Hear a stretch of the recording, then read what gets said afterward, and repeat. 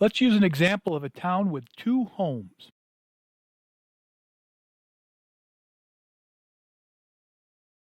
The town's budget for 2022 is $10,000. The smaller home has a market value of $200,000. The larger home has a market value of $300,000. The assessment ratio for 2022 is 100%.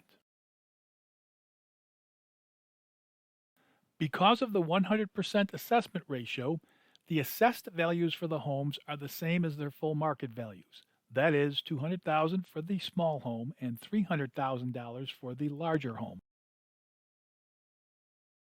The total assessed value of all property in the town is $500,000.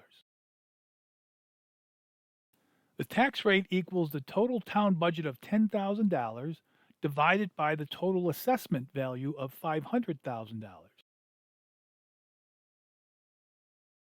Thus, the tax rate is $20 per thousand of assessed value. The smaller home has a tax bill of $4,000. The larger home has a tax bill of $6,000. In the following year, the assessor determines that each home has increased in value by 10%. For 2023, the full market value of the smaller home is now $220,000. The full market value for the larger home is now $330,000. The town's budget remains at $10,000 for 2023. The assessor decides to use an assessment ratio of 50% for 2023 instead of the 100% ratio that was used in 2022.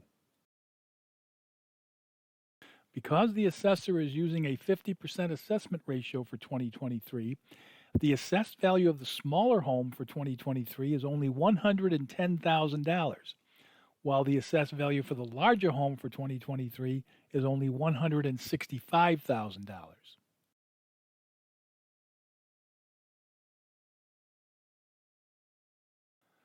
The total assessed value of all property in the town is now only $275,000 because the assessor is using a lower ratio of assessment. For 2023, the tax rate is determined by dividing the total town budget of $10,000 by the total town assessed values of $275,000. The lower total assessed value for the town causes the tax rate to increase to $36.36 per thousand.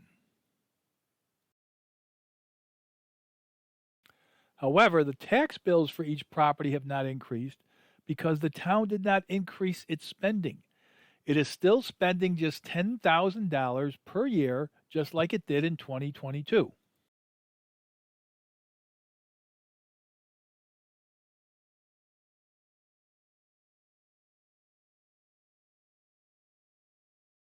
This example shows that decreasing or increasing the assessment ratio will not decrease or increase the tax bills of property owners if the relative value of properties stays the same and the assessor makes accurate determinations of full market values.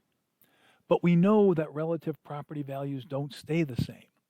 Rather, property appreciates at widely different rates of appreciation across the town. And we know that when assessors use fractional assessment ratios, they don't even bother trying to make full market value determinations.